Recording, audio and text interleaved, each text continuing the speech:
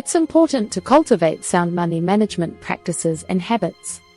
One piece of advice you may have heard is to put money aside for savings each time you get paid before paying for anything else, such as rent and taxes. This doesn't mean, however, that you should spend a portion of your income on luxuries or unnecessary entertainment. Remember that managing money is both a habit and a skill.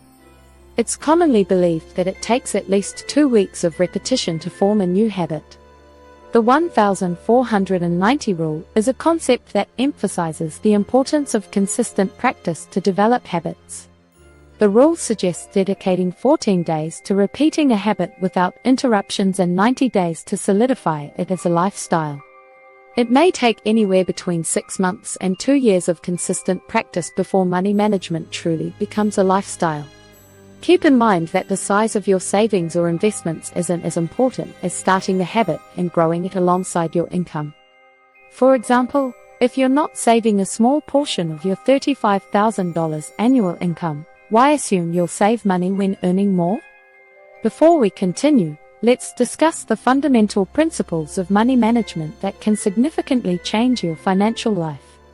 This knowledge is essential for leading a healthy and fulfilling life, especially if you want to increase your income and broaden your horizons. Money management is not only a habit but also a skill that anyone can develop and master. It involves more than just setting aside funds for future investments. It requires financial literacy.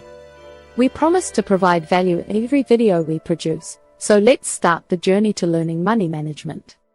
If you want to achieve financial growth, it's important to keep in mind that it's not just about how much money you earn. It's also about how much money you keep. Even if you consistently earn $10,000 per month, it becomes irrelevant if you spend it all without planning for future investments or an emergency fund. In this situation, you're constantly teetering on the brink of disaster and possible bankruptcy. Unexpectedly, did you know that approximately 70% of lottery winners go bankrupt after receiving their winnings? Their inexperience with managing large sums of money, which leads them to frequently invest in businesses they don't fully understand, as well as their inability to control their impulsive feelings in the face of attractive opportunities, are the main causes of this unfortunate outcome. Effective money management is what protects you from such situations, so if you truly seek growth, you must think about how much money you set aside for investments and savings. If that percentage is below 10%, it's crucial to reevaluate your money management strategy. However, the reality is that most people are unaware of their savings percentage, which brings me to the next point. Unfortunately, a lot of people don't know how much money they make or spend. Every single penny that leaves your pocket should be recorded. But why do most people fail to categorize their expenses according to their financial situation? There are a few reasons for this. First, some people find it tedious to sit down once a week or once a month to enter numbers into spreadsheets or tables. Second, many people fear facing the truth about their spending habits. The truth about how much you actually spend on unnecessary items is revealed by keeping track of your money. When people are uncomfortable with the truth, they typically do one of two things, which can make revealing these unhealthy spending habits unsettling for some. Deny the reality and insist that everything is fine instead of accepting it, or delay dealing with it for as long as you can. However, it's important to accept the reality and make the necessary changes to your spending and saving habits. You can take charge of your finances and open the door for growth by organizing your spending and keeping a close eye on your money. The majority of people who are financially successful divide their expenses into 4 or 5 categories, creating a useful framework for money management. The first category is needs, which includes expenses for necessities like rent, food, and water, as well as bills for utilities like electricity and water. If you find yourself in a difficult financial situation, it is sage to look into ways to cut costs on your essential needs.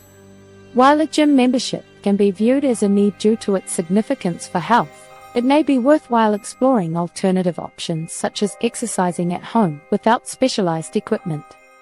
This could involve changing your subscriptions or looking into more affordable housing options. The following group includes items that are enjoyable but not necessary for survival.